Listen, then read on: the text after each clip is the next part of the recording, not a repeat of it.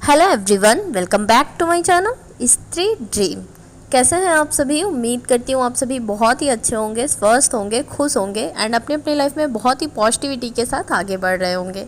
मैं भी ठीक हूँ एंड अभी सारवी को कोल्ड हो गया है, तो आज पीछे 2 दिन रात में सारवी को काफ़ी तेज़ फीवर आ जा रहा है रात को।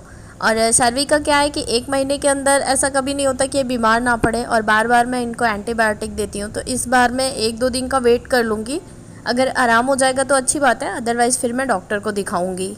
हम लोगों को फीवर आ जाता है तो कितना ज़्यादा बॉडी पेन होने लग जाता है। तो शार्वी को भी रात में फीवर आ गया था, ये सो नहीं पा रही थी। लगभग 2 बजे के आसपास मैंने इन्हें पैरासीटामॉल दिया है एंड सोते सोते ये पूरा 4:30 बजे के आसपास सोई हैं।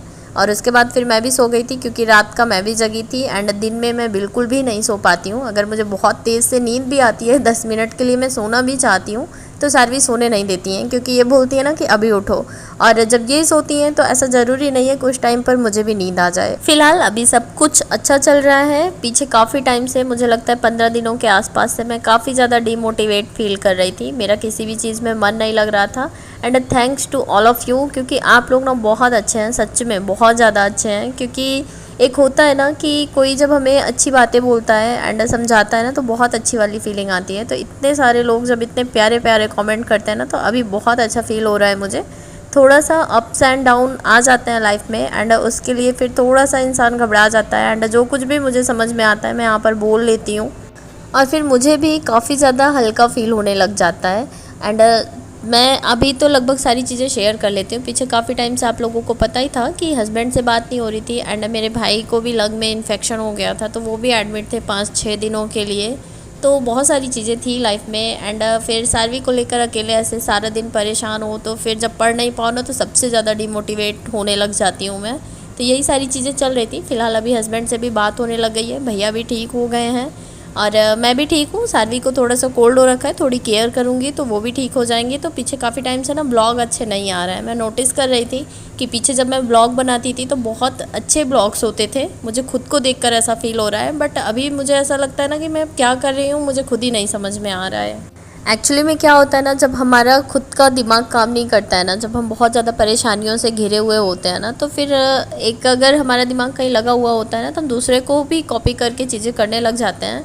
बट जो हमारी चीज़ें होती हैं ना, वो हमारी एक्चुअल होती हैं। पीछे के जो ब्लॉग्स थे ना, वो सारे मेरे एक्चुअल थे। अभी पीछे मुझे लगता है ना, मैं बहुत सारे ब्लॉग्स देखकर कॉपी करने का ट्राई कर रही थी कि ठीक है चलते रहे जैसे तैसे। बीच में तो मेरा मन हो रहा था कि मैं बंद भी कर दूं, बट यहाँ तक ले आना ये भी अपने आप में बहुत बड़ी बात है। मुझे कुछ लोग बोल भी रहे हैं कि अब बंद मत करो, क्योंकि यहाँ तक भी ले आना इतना आसान नहीं होता। जब यहाँ तक आई हो तो ठीक है और आगे तक जाओ।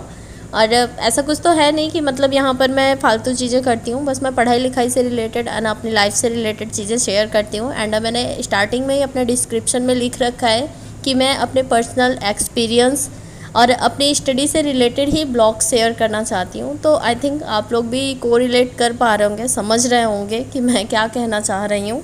सच बताऊँ तो जब मैं आई थी, मैंने पढ़ाई स्टार्ट किया था तो बहुत अच्छे से सारी चीज़ें चल रही थी। बट बीच में जब हस्बैंड की कॉल आना अचानक से बंद हो गई, तो फिर मेरा दिमाग थोड़ा सा घूम गया एंड तब से अब तक प्रॉपर ढंग से पढ़ाई नहीं हो पा रही है। क्योंकि मैं झूठ नहीं बोल पाती हूँ, क्योंकि मैं जो भी पढ़ूँगी लिखूँगी वो मेरे ही काम आएगा। मैं अपने आप से झूठ बोलूँगी, ना कि आप लोगों के साथ। आप लोगों ने बहुत ज़्यादा सपोर्ट किया, उसके लिए बहुत बहुत धन्यवाद आप सभी का। क्योंकि सच में मैं बहुत ज़्यादा परेशान थी पीछे, बट अब सब कुछ ठीक है। क्योंकि अभी मुझे ऐसा फील हो रहा था ना कि मैं हाँ फालतू में ही आ गई हूँ। कुछ टाइम तक मुझे ऐसा लग रहा था, बट आज मुझे अब ऐसा लग रहा है ना, नहीं ठीक है, अगर मैं आ गई हूँ तो मैं जो करने के लिए आई हूँ मैं उस पर फोकस करूँ। क्योंकि मैं वापस भी लौट जाऊँगी तो फिर कुछ नहीं कर सकती हूँ। वहाँ पर जाकर फिर से मैं इरिटेट होंगी एंड मेरे हस्बैंड फिर वही आएंगे, 1-2 महीने रहेंगे फिर चले जाएंगे। तो सारी चीज़ें ऐसी चलती रहेंगी। अभी घर से निकली हूँ तो यहाँ पर शायद मैं कुछ और कर भी सकती हूँ। थोड़ी सी परेशानियाँ हो रही हैं, बहुत सारी चीज़ें फेस करनी पड़ जा रही हैं, क्योंकि बच्चे को लेकर सब कुछ मैनेज करना इतना आसान नहीं होता है। बट फिर भी मैं सब कुछ हैंडल कर लेती हूँ। और अब पढ़ाई को भी फिर से रीस्टार्ट करूँगी, क्योंकि सामने अब सीटेट का एग्ज़ाम है। बहुत ज़्यादा बातें करने से कुछ नहीं होगा, एग्ज़ाम क्वालिफाई करने के लिए पढ़ाई करना पड़ेगा। और आप लोग भी मुझे जो कमेंट करते हैं ना कि आप लोग भी अपनी लाइफ में परेशान होते हैं एंड बहुत सारी चीज़ें आप लोगों की भी लाइफ में चलती रहती हैं, तो मैं आप लोगों को भी यही सजेस्ट करूँगी कि परेशान होकर पीछे हटने से कुछ भी नहीं होने वाला है। इन परेशानियों का सामना करते हुए अगर हम आगे निकल गए ना, तो खुद से इमेजिन करिए कि सब कुछ कितना अच्छा हो जाएगा। बहुत कुछ, मतलब सब कुछ अच्छा हो या ना हो, बट बहुत कुछ बदल जाएगा हमारी लाइफ में। क्योंकि परेशानियों का तो आना जाना ज़िंदगी में लगा ही रहता है, क्योंकि किसी की भी लाइफ ऐसी नहीं होगी कि जिसकी लाइफ में प्रॉब्लम्स ना हो। सबके प्रॉब्लम्स के तरीके अलग अलग हैं, क्योंकि कभी भी अगर चीज़ें एक जैसी चलती रहेंगी ना, तो भी लाइफ का कुछ मज़ा नहीं रह जाएगा। ठीक है, उतार चढ़ाव आते रहते हैं, कहते हैं ना कि उतार चढ़ाव आना पार्ट ऑफ लाइफ है, एंड इन उतार चढ़ाव से बहुत कुछ सीख कर आगे बढ़ जाना आर्ट ऑफ लाइफ है। तो बस हमें बहुत ज़्यादा हिम्मत रखनी है एंड हमेशा आगे बढ़ते रहना।